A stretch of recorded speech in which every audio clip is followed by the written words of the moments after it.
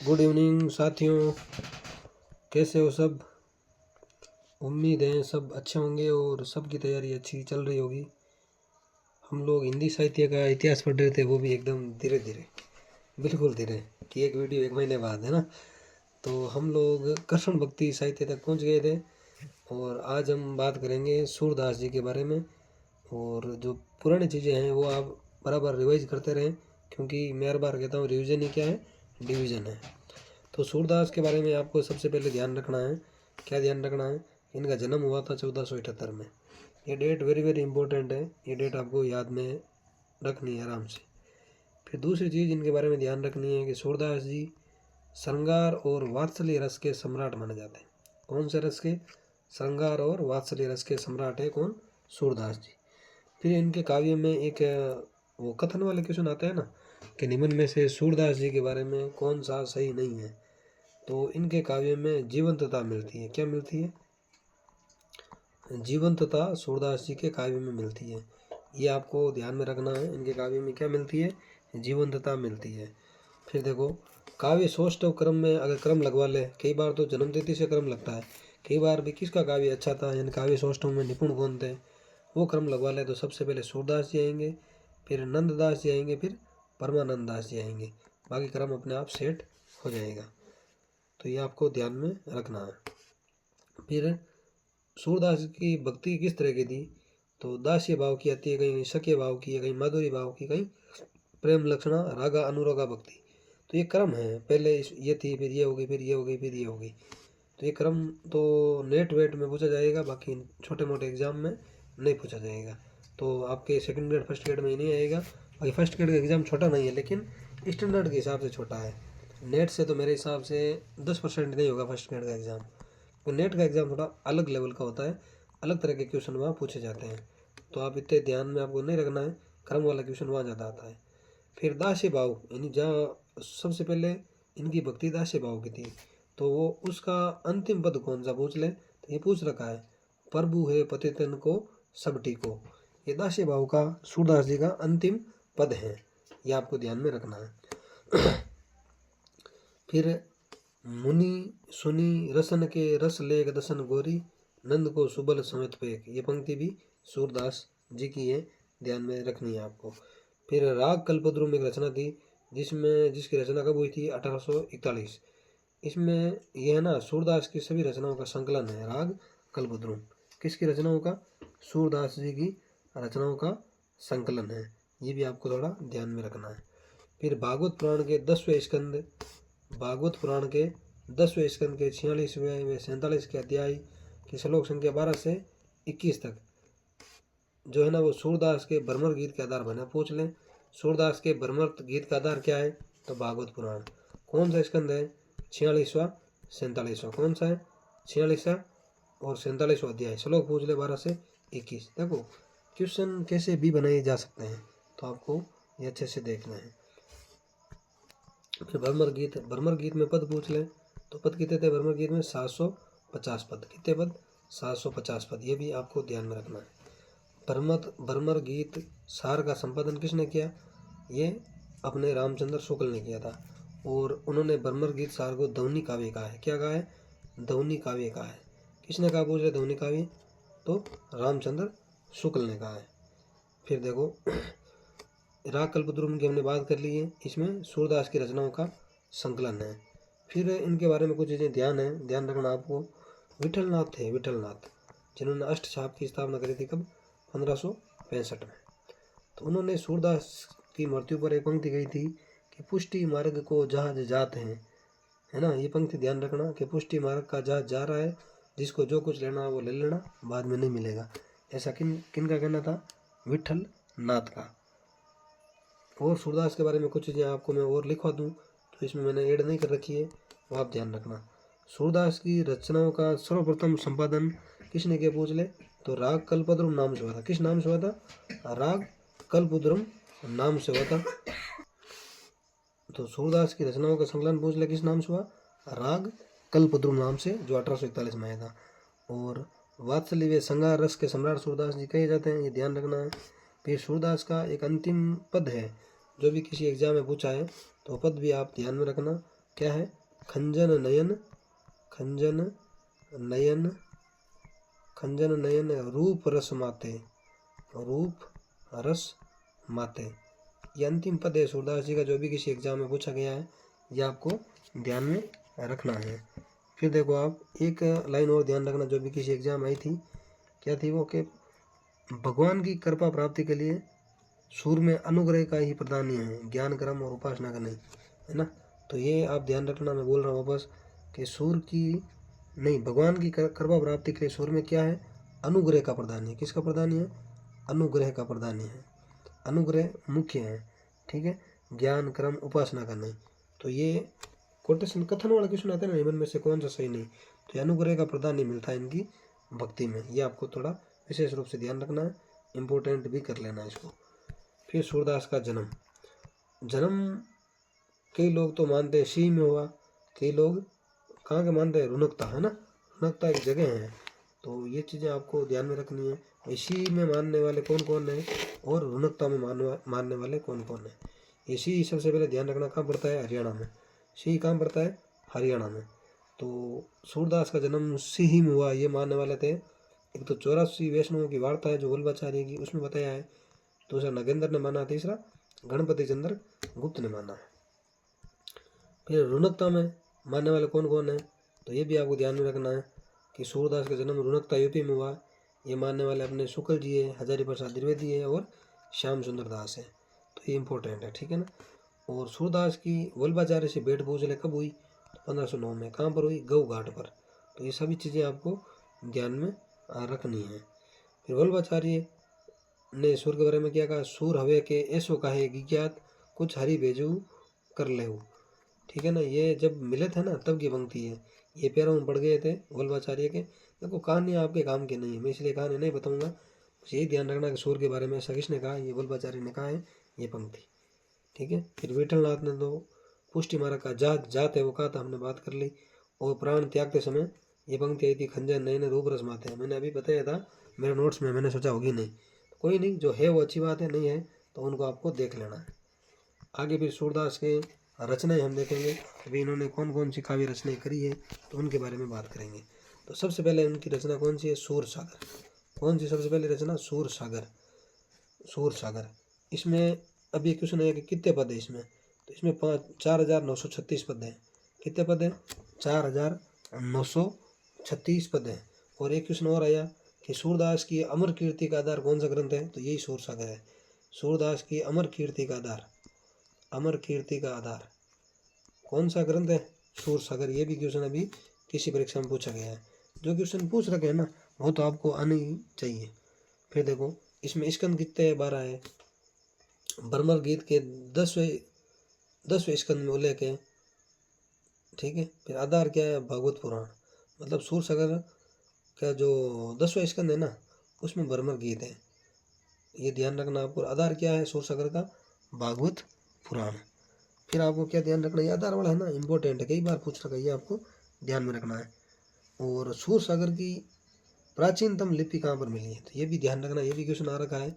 और हमें तो स्पेशल रूप से ध्यान रखना क्योंकि ये अपने राजस्थान में मिली है, कहाँ पर, नाथ द्वारा, नाथ द्वारा।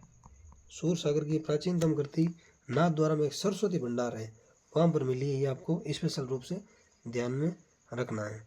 और एक कोटेशन है इस पर हजारी प्रसाद द्विवेदी का, जिसे मैं हजारी बाबा कहता हूँ, कि सूर सागर को स्त्री चरित्र का विशाल काव्य कहा।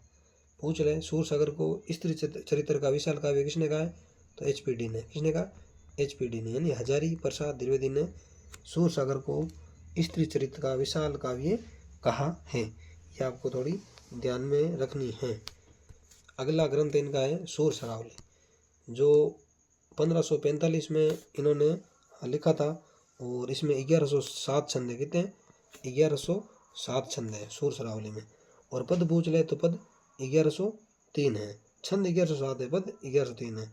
और इसमें संसार को होली का रूपक माना गया है। संसार को क्या माना है, होली का रूपक, किसमें, सूर सरावली में। एक मुझे और याद आ गया कि सूरदास के आयु के संदर्भ में एक पंक्ति पूछी गई थी, ये आपको ध्यान रखना है। गुरु प्रसाद होत ये दर्शन 67 बरस प्रवीण।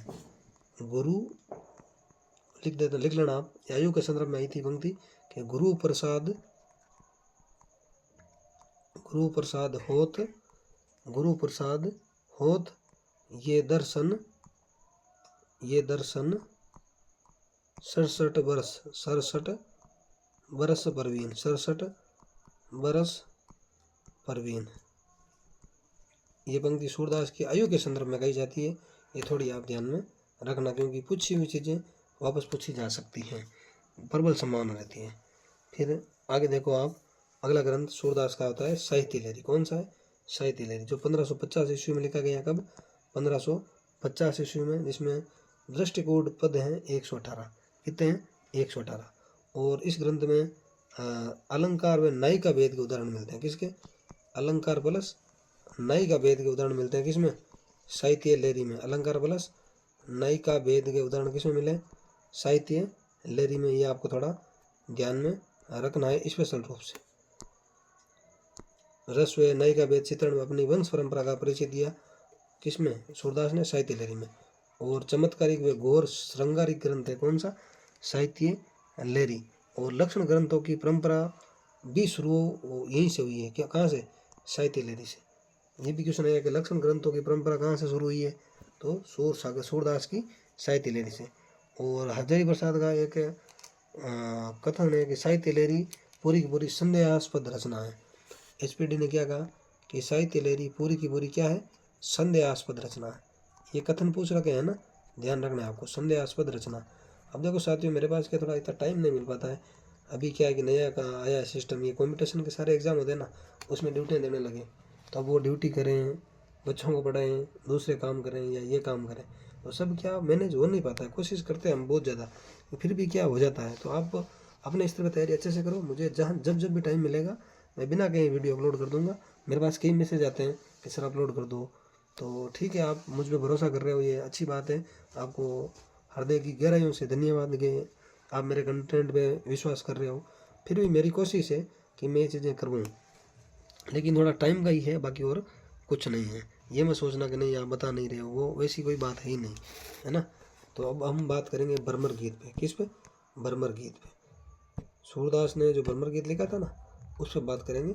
भ्रमर गीत के कई जनों ने लिखे हैं, कई जनों ने, तो उनकी हम एक साथ ही बात कर लेंगे तो ज़्यादा अच्छा रहेगा मेरे हिसाब से। फिर भी देख लेते हैं भ्रमर गीत। सबसे पहले भ्रमर गीत, तो हम तो सूरदास के भ्रमर गीत की बात करेंगे। जिसे शुक्ल ने क्या कहा था? ध्वनि काव्य या उपलम काव्य कहा था। ये हमने अभी बात करी थोड़ी देर पहले। और भ्रमर गीत को शुक्ल ने और कहा था कि सूर साहित्य का मुकुटमणि है। भ्रमर गीत क्या है? सूर साहित्य का मुकुटमणि। भ्रमर गीत सूर साहित्य का क्या है?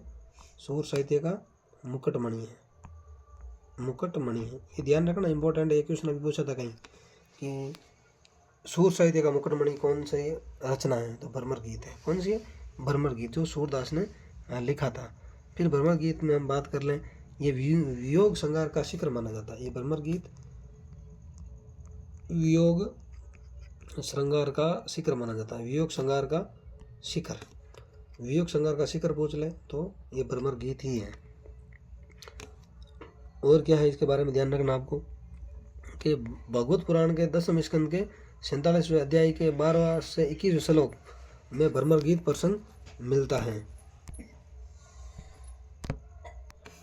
भ्रमर गीत प्रसंग मिलता है, ये चीज़ तो हमने पहले बात कर ही ली थी। और भ्रमर गीत काव्य परंपरा की हिंदी में शुरुआत भी सूरदास ने करी है। पूछ ले, भ्रमर गीत काव्य परंपरा की हिंदी में शुरुआत किसने करी है? तो ये अपने सूरदास जी ने करी है। बाकी बात की बातें हैं, ठीक है। तो ये चीज़ें आप लिखना, और ये आपके एग्जाम में जो हूबहू छपेगी ये चीज़ें, तो आप थोड़ा कंटेंट पे विश्वास रखें और आराम से आपका सिलेक्शन हो जाना है। और कुल पद पूछ ले भ्रमर गीत में कितने हैं? तो 700 पद है। कितने पद है? 700 पद है। ये भी कोई यूपी का एग्जाम था, वहाँ ये क्वेश्चन है। अभी भ्रमर गीत में कितने पद हैं? 700 पद हैं। और एक चीज़ भ्रमर गीत के बारे में और ध्यान रखना आप कि मैनेजर पांडे, नंदुलाल वाजपेयी, विजेंद्र स्नातक ने भ्रमर गीत को क्या कहा है? दुखांत काव्य। दुखांत काव्य को किस किसने कहा है दुखांत काव्य? एक तो मैनेजर पांडे, दूसरे नंदुलाल वाजपेयी, तीसरे विजेंद्र स्नातक MNV। इन्होंने भ्रमर गीत को क्या कहा है? दुखांत काव्य कहा है। ये भी आपको थोड़ा ध्यान में रखना है। फिर इसके बारे में क्या ध्यान रखना कि भ्रमर गीत की शैली कैसी थी, मुक्तक शैली थी। और भ्रमर गीत में कौन सा भ्रमर गीत, सुर का, इसमें गोपियाँ संवेदनशील व भावुक अधिक है। क्या है, गोपियाँ संवेदनशील और भावुक अधिक। और ये कहाँ से लिए गए हैं, भागवत पुराण के 10वें स्कंद से। ये क्वेश्चन बहुत बार पूछे गए, तो मैंने इसलिए ये चीज़ें यहाँ टाइप करी हैं।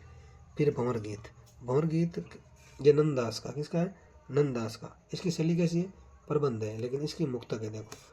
और नंददास के भंवर गीत में गोपियाँ तार्किक, बौद्धिक व दार्शनिक अधिक है, और यहाँ क्या है, संवेदनशील और भावुक अधिक है। तो ये छोटी छोटी चीज़ें हैं जो आपको ध्यान में रखनी है, और ये चीज़ें आपको सबसे आगे लेके जाएगी, ठीक है ना। तो आगे बढ़ते हैं हम। फिर उद्धव शतक, ये भी भ्रमर गीत परंपरा का ग्रंथ है, उद्धव शतक। इसमें गोपियों के साथ साथ कृष्ण का भी वियोग बताया गया है, किसमें, उद्धव शतक में। यह भी क्वेश्चन है लेटेस्ट कि कौन सी भ्रमर गीत परंपरा में या कौन से ग्रंथ में गोपियों के साथ साथ कृष्ण का भी वियोग बताया गया है, तो वो है उद्धव शतक। तो ये आपको ध्यान रखना है। और उद्धव शतक में बिंबात्मकता मिलती है, क्या मिलती है, बिंबात्मकता, ठीक है। और इसके लेखक कौन है, जगन्नाथ दास रत्नाकर। और क्या मिलता है भाई इसमें, इसमें भक्तिकालीन आख्यान और रीति का कालीन कलेवर में समन्वय मिलता है, किसमें, उद्धव शतक, जो जगन्नाथ रत्नाकर ने लिखा था। और उक्ति वैचित्र्य वर्ण कौशल में पटुत कौन है, गोपियाँ, है ना। उक्ति वैचित्र्य और वर्ण कौशल में पटु बताई गई है जगन्नाथ दास रत्नाकर के उद्धव शतक में गोपियों को। अब हम आगे देखते हैं इसके बारे में। ब्रह्मदूत, ब्रह्मदूत सत्यनारायण कवि रत्न की है। इसमें माता यशोदा का चित्रण भारत माता के रूप में, किसमें, माता यशोदा का चित्रण भारत माता के रूप में। और इसमें वात्सल्य वियोग दिखाया गया है।